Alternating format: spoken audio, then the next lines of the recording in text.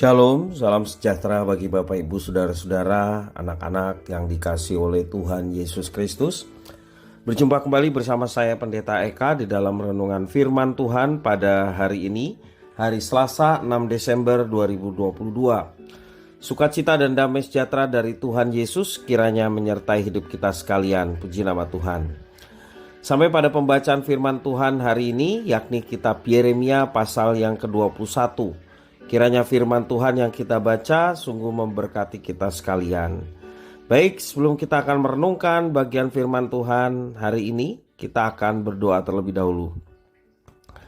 Tuhan Bapa di surga, di dalam Yesus Kristus, kami datang padamu mengucapkan syukur terima kasih buat kasih setia dan pemeliharaan Tuhan atas kami sampai pada hari ini.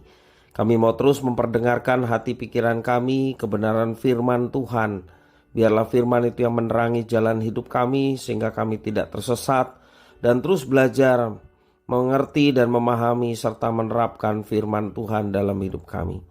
Terima kasih Bapa, inilah diri kami sedia untuk belajar firman Tuhan. Demi nama Tuhan Yesus kami berdoa.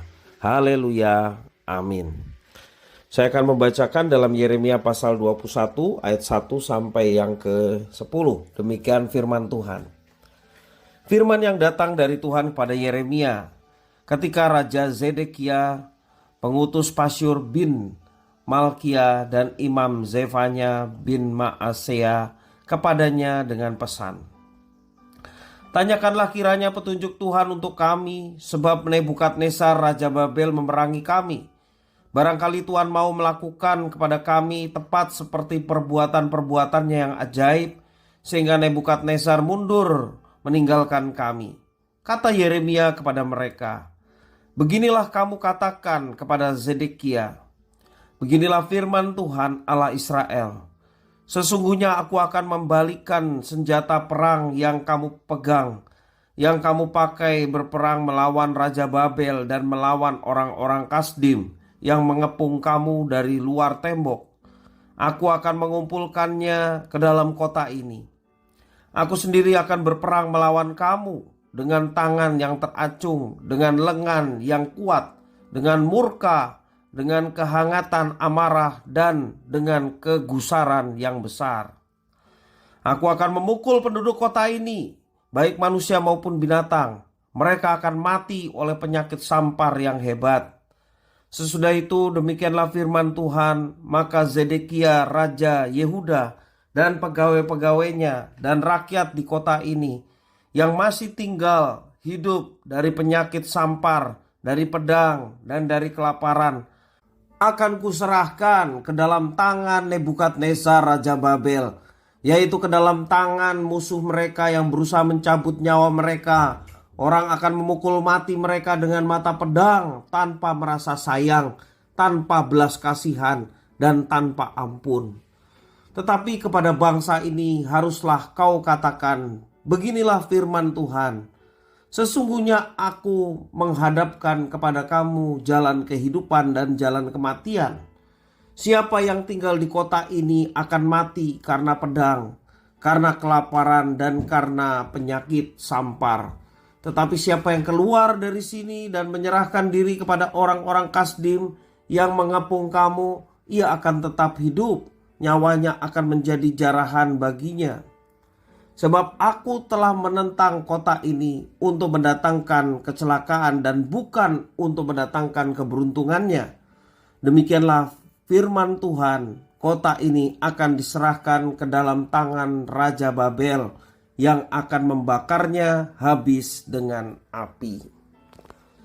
Bapak Ibu Saudara-saudara yang dikasihi oleh Tuhan Yesus Kristus, dalam pembacaan firman Tuhan hari ini kita melihat Raja Zedekia mengutus Pasyur dan Imam Zefanya kepada Nabi Yeremia. Itu di dalam ayat yang pertama mengatakan demikian.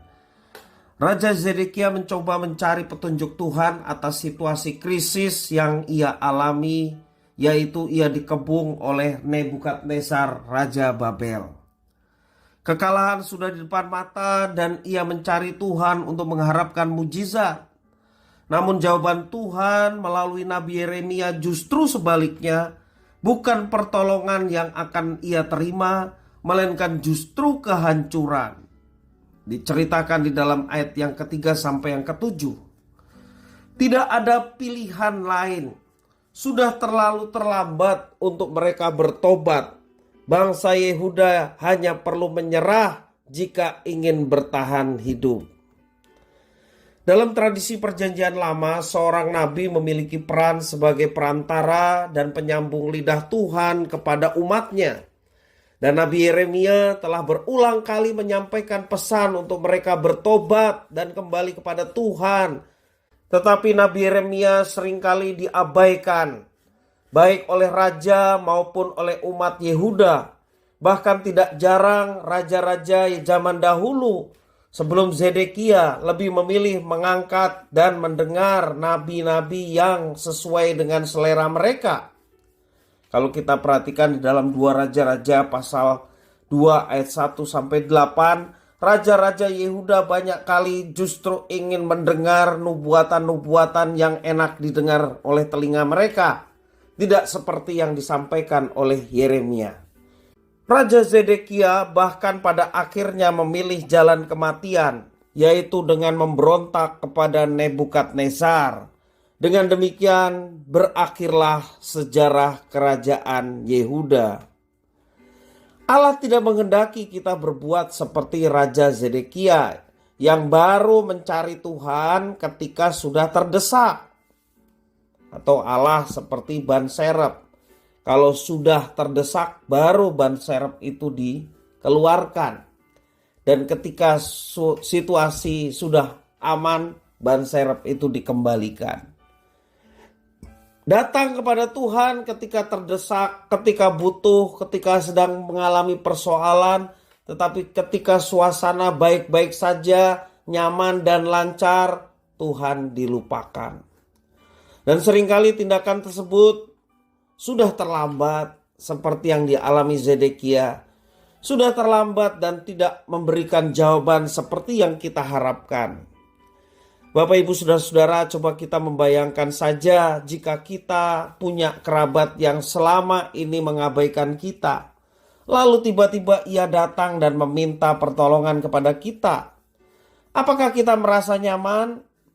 Relasi seperti itu baik kepada sesama, terlebih kepada Tuhan, bukanlah relasi yang sehat. Lalu bagaimana caranya agar kita dapat menjalin relasi yang sehat dengan Tuhan, juga dengan sesama? Caranya adalah kalau dengan Tuhan kita senantiasa tekun berkomunikasi dalam doa. Tekun saat teduh merenungkan firman Tuhan. Kalau dengan orang lain, perjumpaan dengan orang lain atau dalam pengalaman kesehari-harian. Temui dan cari Tuhan bukan hanya pada saat krisis, sedang ada masalah demi mengharapkan pertolongan dan mujizat. Tetapi carilah Tuhan setiap waktu. Turutilah firman-Nya. Dan jangan kita mengabaikan setiap apa yang diperintahkannya. Juga mengabaikan ketika ditegur untuk bertobat. Jangan kita mengabaikan. Jangan juga kita mengandalkan pada pengertian kita sendiri. Sebab semuanya itu menjadi sia-sia. Bapak Ibu Saudara-saudara yang dikasihi oleh Tuhan, selagi waktu itu masih ada, kita mau kembali kepada Tuhan. Jangan sampai seperti Zedekia, kita tidak lagi ada kesempatan untuk kembali kepadanya, oleh karena kesempatan itu telah habis. Pergunakanlah kesempatan itu dengan sebaik-baiknya.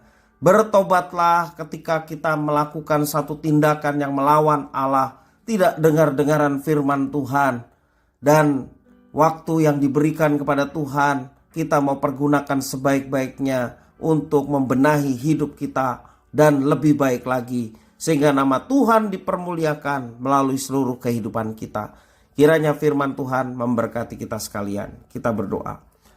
Tuhan Allah Bapa di sorga, terima kasih atas firman Tuhan. Mampukan kami untuk menjadi pribadi-pribadi yang menyenangkan hati Tuhan. Ketika Tuhan berikan kesempatan kepada kami selalu menggunakan kesempatan itu untuk memasang telinga kami dan melakukan apa yang Tuhan inginkan. Ketika kami ditegur, Kami menggunakan kesempatan untuk kami bertobat dan berbalik kepada Tuhan, dan tidak menyia-nyiakan semuanya itu. Terima kasih ya Tuhan atas firman Tuhan yang boleh menguatkan, boleh mengajar kami bagaimana hidup berkenan kepada Tuhan. Semua doa, permohonan, ucapan syukur kami haturkan demi nama Tuhan Yesus, Tuhan kekasih jiwa kami. Haleluya. Amin.